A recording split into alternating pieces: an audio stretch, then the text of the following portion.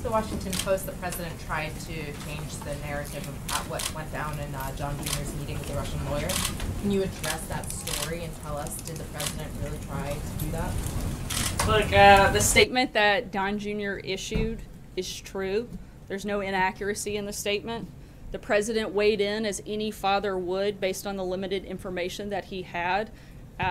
This is all discussion, frankly, of no consequence.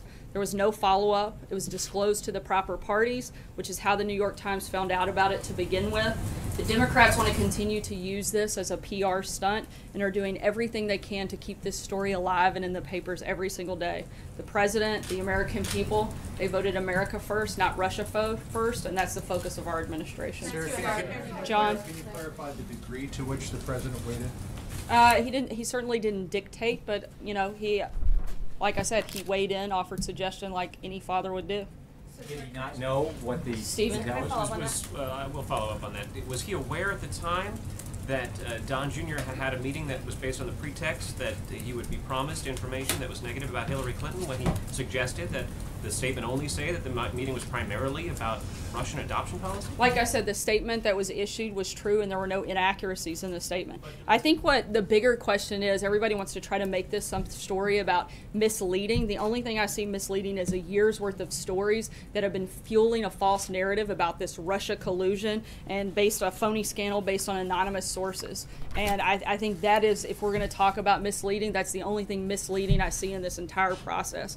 You guys are focused on a meeting that Don Jr. had no consequence when the Democrats actually colluded with a foreign government like Ukraine. The Democrat-linked firm Fusion GPS actually took money from the Russian government while it created the phony dossier that's been the basis for all of the Russia scandal fake news. And if you want to talk further about a relationship with Russia, look no further than the Clintons. As we've said time and time again, Bill Clinton was paid $500,000 to give a speech to a Russian bank and was personally thanked by Putin for it. Hillary Clinton allowed 1/5 of America's uranium to reserve to be sold to a Russian firm whose investors were Clinton Foundation donors, and the Clinton campaign chairman's brother lobbied against sanctions on Russia's largest bank and failed to report it. If you guys want to talk about having relations, which you seem obsessed with doing, look no further than there. If you want to talk about somebody who's actually been tough on Russia, look at President Trump. He wants more fracking, more coal, more energy, a stronger military, a stronger defense. Those things aren't good for Russia. I think the distinctions are very clear, and you guys want to create a narrative that just doesn't exist. Hey guys. Sign the Russia bill. Glenn, Why go did the ahead. president sign the Russia bill? Glenn, go ahead. Sorry. Sarah, sort of a follow-up on what you were talking about, our obsession with Russia and the responsibility laying with the Clintons. There's a report out today based on a lawsuit that was filed that says that Sean Spicer met with a campaign donor and a journalist from Fox News where they were pushing around this story that Seth Rich, this low-ranking DNC staffer who was murdered, was perhaps the one responsible for the WikiLeaks breach. Two questions. Sean put out a statement.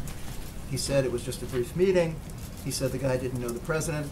The lawsuit alleges that the president knew about it and had an influence on the story. Did the president know about the story pre-publication, and did he have an influence on the way the story was written?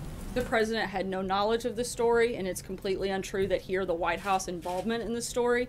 And beyond that, this is ongoing litigation, and I'd refer you to the actual parties involved, which aren't the White House. Does it disturb you that the press secretary for the President of the United States, who just gave this incredibly passionate pushback on us for focusing on Russia, does it disturb you, you just sped right past this, does it disturb you that there's an allegation out there in a lawsuit, and Sean Spicer admitted meeting with these two individuals, that this was discussed in your White House?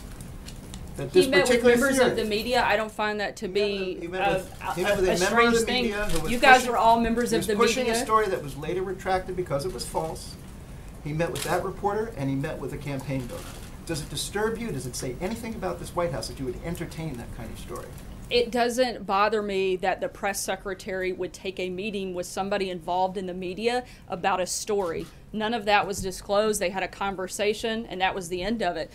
You guys come to us with stories all day. I've taken meetings with the majority of the people in this room. I don't always know the nature of the story of what you're coming to talk to me about, but it's my job to talk to you, to listen, and I'm responding. The president didn't have knowledge of the story. The White House didn't have any involvement in the story, and beyond that, it's ongoing litigation that doesn't involve anybody in the building, and so I'd refer you to the parties that it does. Sarah, I've got two questions for you, please. I want to follow up on something you said yesterday after my first question. You were on that flight back from the G20. Did you advise the president to be truthful in that statement that he was helping? I wasn't part of a conversation regarding the You statement. were not in the room at the time?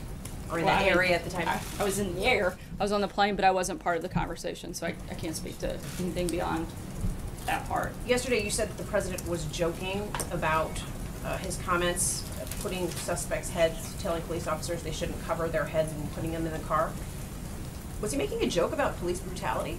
Not at all. I think you guys are jumping and trying to make something out of nothing. He was simply making a comment, making a joke, and it was nothing more than that. What's so funny? What's funny about Should that, he Sarah? apologize for that joke? On that same issue, the head of the DEA wrote immediately after the president made those remarks to officers of the DEA, telling them to disregard them and saying he had an obligation to speak up when something wrong happened. It wasn't a directive. It was a joke. There's a very Seriously, big so difference. why was that not clear? to Olivia? people on the- Sarah, has the president signed the Russia, North Korea, Iran sanctions bill? I'm sorry, has he signed it? Yes. He has not, but as we put out a statement earlier this week, he will, and we'll let you know when the details and final plan. What's on the that come in. delay? What's the delay here? You guys have had this since Friday.